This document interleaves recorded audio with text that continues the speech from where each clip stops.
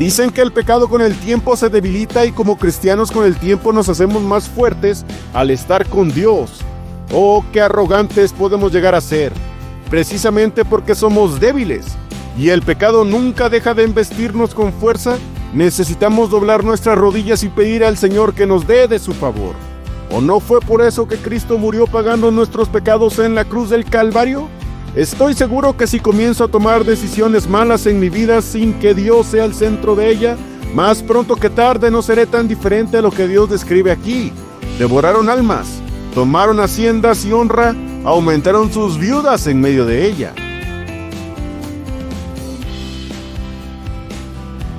Ciudad sin Dios.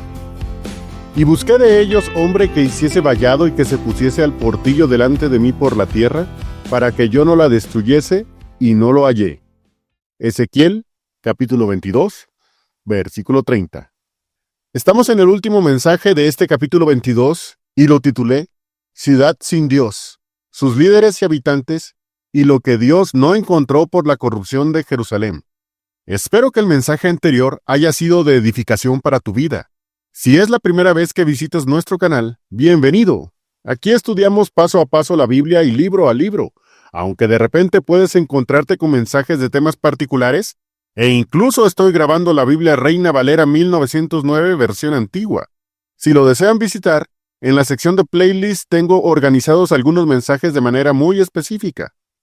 Estamos en el capítulo 22 de Ezequiel, y para quienes no tuvieron oportunidad de escuchar los mensajes anteriores de este capítulo, los invito a que se den una vuelta por esos videos y por varios más dentro del canal, enfocados siempre a compartir contenido bíblico. Fue muy interesante saber que Dios castigó a Israel de una manera tal que quería quitar la escoria de sus vidas y hacer nuevamente a su pueblo un metal limpio y precioso. Por supuesto que para quitar la escoria de un metal solo hay una manera: hay que fundirlo. Esa fue la idea con la que terminamos el mensaje anterior. Ezequiel capítulo 22, versículos 21 y 22. Y os juntaré y soplaré sobre vosotros en el fuego de mi furor, y en medio de él seréis fundidos. Como se funde la plata en medio del horno, así seréis fundidos en medio de él, y sabréis que yo, Jehová, habré derramado mi enojo sobre vosotros. Ahora Dios, en voz de nuestro amado profeta Ezequiel, comienza a describir con más detalle esa escoria que se observaba en Jerusalén, la ciudad sin Dios, y las razones de por qué dicha escoria era más y más abundante e incrustada hasta lo más profundo de los corazones perversos de aquellos judíos. Veamos, por ejemplo, cómo comienza Dios apuntando la corrupción de la misma tierra en sí. Ezequiel 22, versículos 23 y 24. Y fue a mí palabra de Jehová diciendo: Hijo del hombre, di a ella, tú no eres tierra limpia, ni rociada con lluvia en el día del furor. Cuando existe un problema que se debe resolver, es imperativo conocer la causa raíz de dicho problema. Un doctor debe diagnosticar con certeza el padecimiento de un paciente para recomendar el tratamiento adecuado. Y sin embargo, hay casos tan complicados que no logran dar en el clavo y han resultado en tragedias irremediables. Dios ya recetó el remedio contra ese terco corazón empedernido de sus hijos. Tenían que atravesar esa tempestad de fuego que se les vendría encima, pues la casa estaba tan podrida y tan contaminada que cualquier arreglo a semejantes desperfectos era totalmente inútil. Dios iba a destruir Jerusalén con el fuego de Nabucodonosor y nadie iba a poder detener ese semejante castigo. Vivir sin Dios trae amargas consecuencias. La primera razón con la que nos topamos está en el pasaje que justo leímos. Tú no eres tierra limpia, ni rociada con lluvia en el día del furor. Vean por tanto el resultado de tantos años de dureza, soberbia, necedad y pecaminosidad en el mismo lugar donde Jerusalén estaba edificada. Se suponía que si el pueblo era obediente a Dios, la lluvia no les iba a faltar. Algo de esto lo encontramos en el libro de Levítico. Levítico 26, versículos 3 y 4. Si anduviereis en mis decretos y guardareis mis mandamientos y los pusiereis por obra, yo daré vuestra lluvia en su tiempo, y la tierra rendirá sus producciones, y el árbol del campo dará su fruto. Como sabemos, Israel ya no ponía por obra sus estatutos. De hecho, al leer unos pasajes más adelante de Levítico, sobreexplotaron la tierra por ser en extremo avariciosos, corrompiendo la tierra que Dios mismo preparó para sus hijos y de la que se da testimonio que fluía de ella leche y miel. ¿Pero qué pasó en su lugar? Levítico 26, versículos 32 al 35. Yo asolaré también la tierra, y se pasmarán de ella vuestros enemigos que en ella moran, y a vosotros os esparciré por las gentes, y desenvainaré espada en pos de vosotros, y vuestra tierra estará asolada, y yermas vuestras ciudades. Entonces la tierra holgará sus sábados todos los días que estuviere asolada, y vosotros en la tierra de vuestros enemigos. La tierra descansará entonces y gozará sus sábados. Todo el tiempo que estará asolada, holgará lo que no holgó en vuestros sábados mientras habitabais en ella.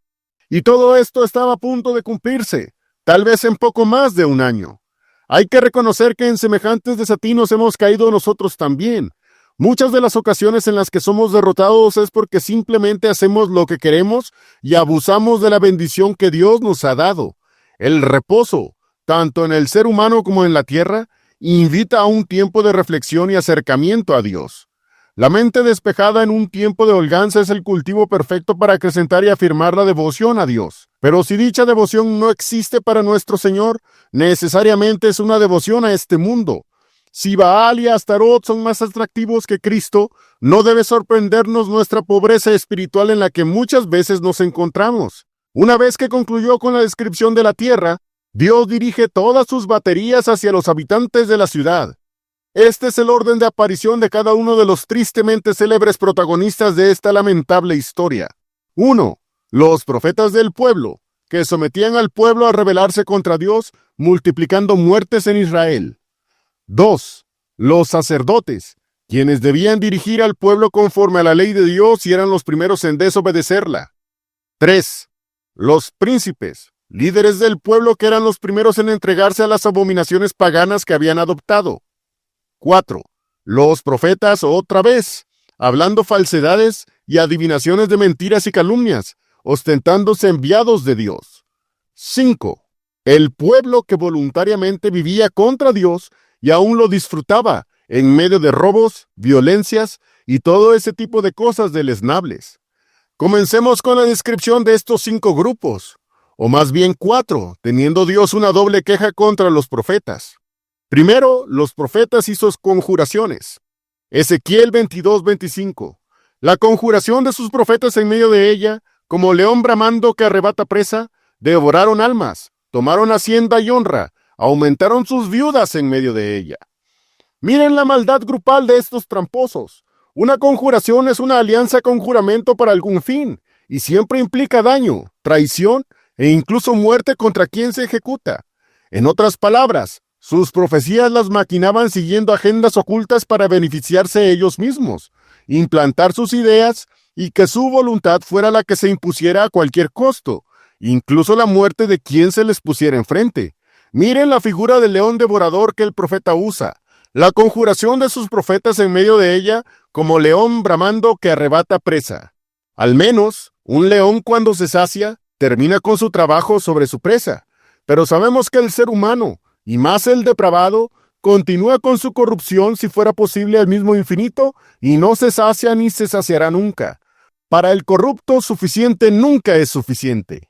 ¿Saben qué es lo más escalofriante de reconocer esto? Bueno, cada vez que he pensado en este tema, siempre me trae este versículo a la memoria. Proverbios 27:19. Como un agua se parece a otra, así el corazón del hombre al otro. Oh, sí. La corrupción corre por nuestras mismas venas y ninguno de nosotros está exento de exhibirla. Si vivimos lejos de su presencia, ese dragón que llevamos dentro despertará y seremos capaces de todo con tal de satisfacer esa insaciable corrupción. Qué bueno que Cristo salva y cambia vidas, pero es una realidad que toda la vida lidiaremos con esta carne, tal como el pueblo por 40 años tuvo que lidiar con gente rebelde hasta que toda ella pereció. Dicen que el pecado con el tiempo se debilita y como cristianos con el tiempo nos hacemos más fuertes al estar con Dios. Oh, qué arrogantes podemos llegar a ser, precisamente porque somos débiles, y el pecado nunca deja de embestirnos con fuerza. Necesitamos doblar nuestras rodillas y pedir al Señor que nos dé de su favor. ¿O no fue por eso que Cristo murió pagando nuestros pecados en la cruz del Calvario? Estoy seguro que si comienzo a tomar decisiones malas en mi vida sin que Dios sea el centro de ella, más pronto que tarde no seré tan diferente a lo que Dios describe aquí. Devoraron almas, tomaron haciendas y honra, aumentaron sus viudas en medio de ella. Y si los profetas llevaron palabras mentirosas en nombre de Dios para sus fechorías, ¿qué más vio Dios en aquella gente? Vamos ahora con los sacerdotes y sus contaminaciones. Ezequiel 22:26. Sus sacerdotes violentaron mi ley y contaminaron mis santuarios. Entre lo santo y lo profano no hicieron diferencia, ni distinguieron entre inmundo y limpio. Y de mis sábados escondieron sus ojos, y yo era profanado en medio de ellos. Ser descendiente de Aarón, hermano de Moisés, era un gran privilegio reservado solo para ellos. Ni siquiera ser levita era suficiente para ejercer el sacerdocio.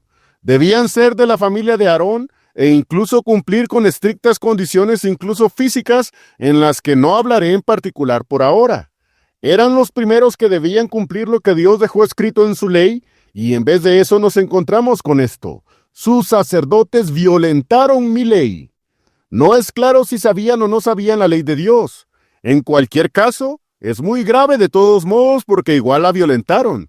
Si como cristianos no conocemos los escritos de Dios es muy grave, pues ¿cómo cambiaremos nuestras vidas si no conocemos lo que Dios nos dejó para vivir como Él desea? Y si la conocemos y no la practicamos, es todavía peor. Todo se vuelven narrativas huecas en las que se sabe lo que es bueno y no se hace.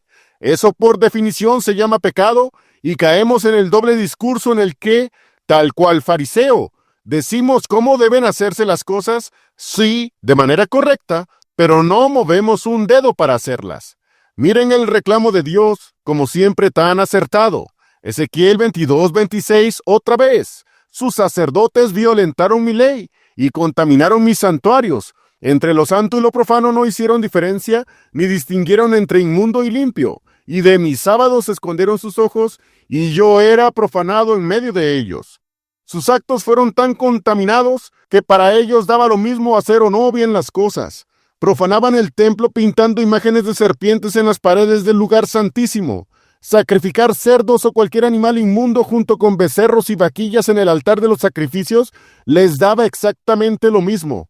El descanso del sábado era lo de menos, pues la relación con Dios era precisamente eso, lo de menos. En fin, pienso que muchas de esas cosas pueden presentarse en nuestras vidas y como una gran enseñanza del pasado, llega a nosotros para que nuestro empeño sea en conocer más y más su palabra y sobre todo, tener toda la intención de ponerla en práctica. Fíjense en una expresión bastante reveladora. Sabían que debían estar atentos a sus ordenanzas y en vez de eso nos encontramos con la siguiente puntada por parte de Israel. Y de mis sábados escondieron sus ojos.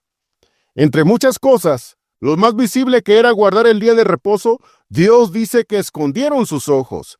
Es decir, bien que sabían lo que debían hacer y hacían como que no veían. Se hacían de la vista gorda y dejaban de lado la comunión con Dios. ¿Cómo nos encontramos con gente que dicen vivir con Dios, pero no buscan tener tiempo con Él? Ponen cualquier tipo de pretexto para no ir a la iglesia ni leer su palabra, ni tomar tiempos de oración y meditación. O simplemente no ponen pretexto alguno, e igual no lo hacen y evidencian con sus hechos que Dios no es su prioridad. Vaya que el Señor nos conoce más de lo que creemos. Ahora hablemos de los príncipes destructores de almas. El siguiente versículo es por demás perturbador. Ezequiel 22:27. Sus príncipes en medio de ella como lobos que arrebataban presa, derramando sangre para destruir las almas, para pábulo de su avaricia. Siendo los principales líderes del pueblo, los más aventajados, su poder e influencia eran inigualables. Con esa ventaja, oprimían al pueblo hasta empobrecerlos. Eran como esos gobiernos corruptos que sobreexplotan a sus compatriotas y aun cuando el mismo lugar donde viven se esté cayendo a pedazos, importa más el egoísta beneficio personal. Siempre hay que estar atentos a esos lobos rapaces que no perdonan el ganado y que no les interesa el crecimiento de los hijos de Dios.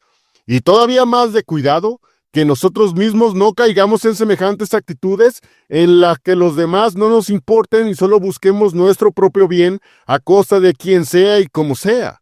El objetivo de esos príncipes fue ese, para destruir las almas, para pábulo de su avaricia.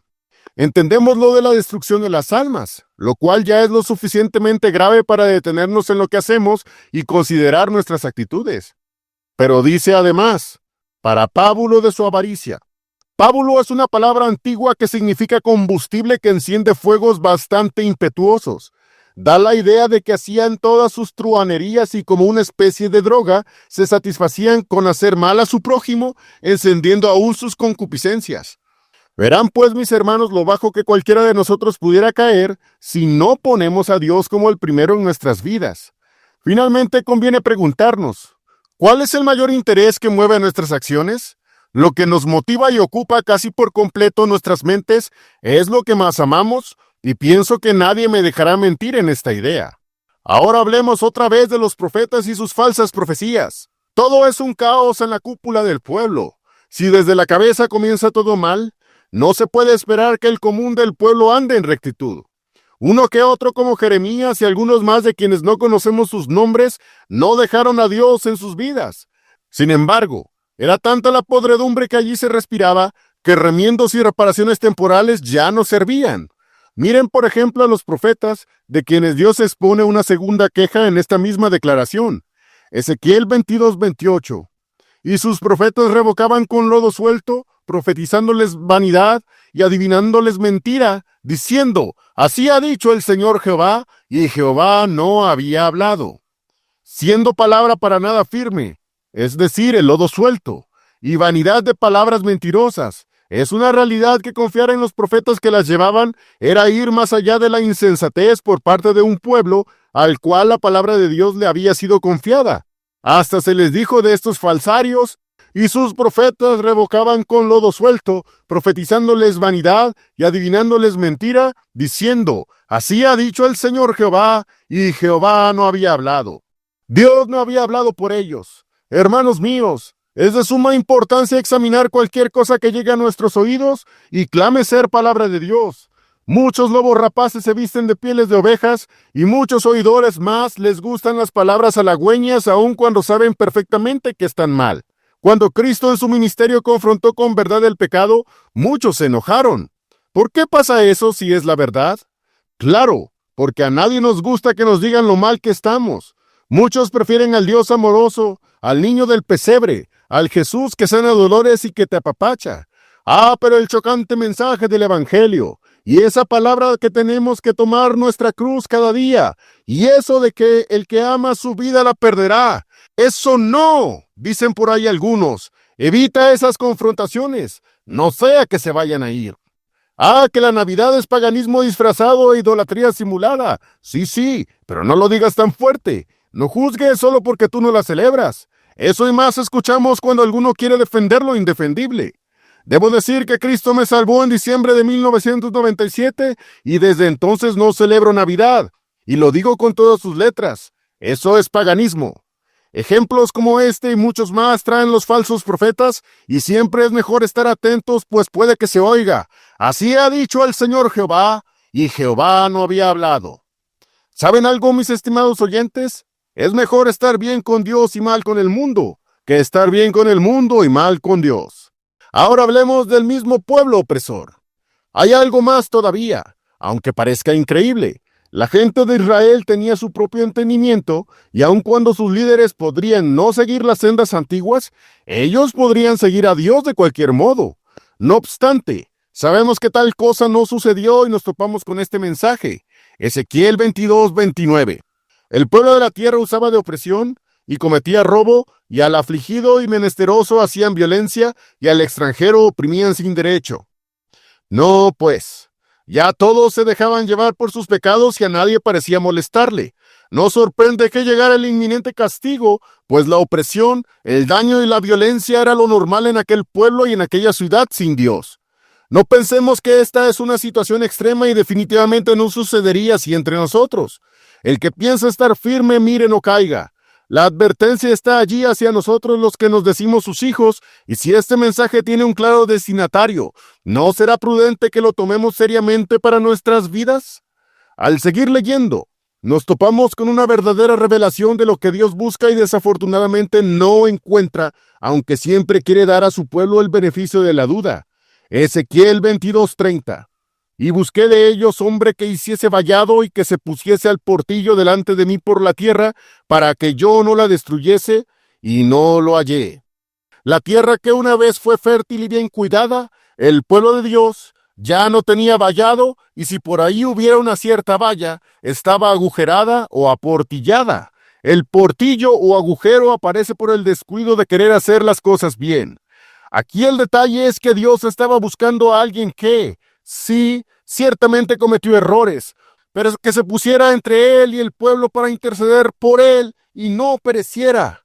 Un Moisés o un David se extrañaban mucho y no salía nadie a ponerse en ese agujero, en esa brecha donde Dios estaba dispuesto a razonar con quien tomara su corazón en la mano y decidiera pedir perdón a nombre del pueblo. Eso no sucedió, y qué tristeza tan grande fue esa. No es que no hubieran en sí hombres, y Jeremías era un ejemplo de eso. Sin embargo, desde muy joven, cerca de sus 20 años, Dios le ordenó que no rogara por su pueblo, pues no lo iba a oír.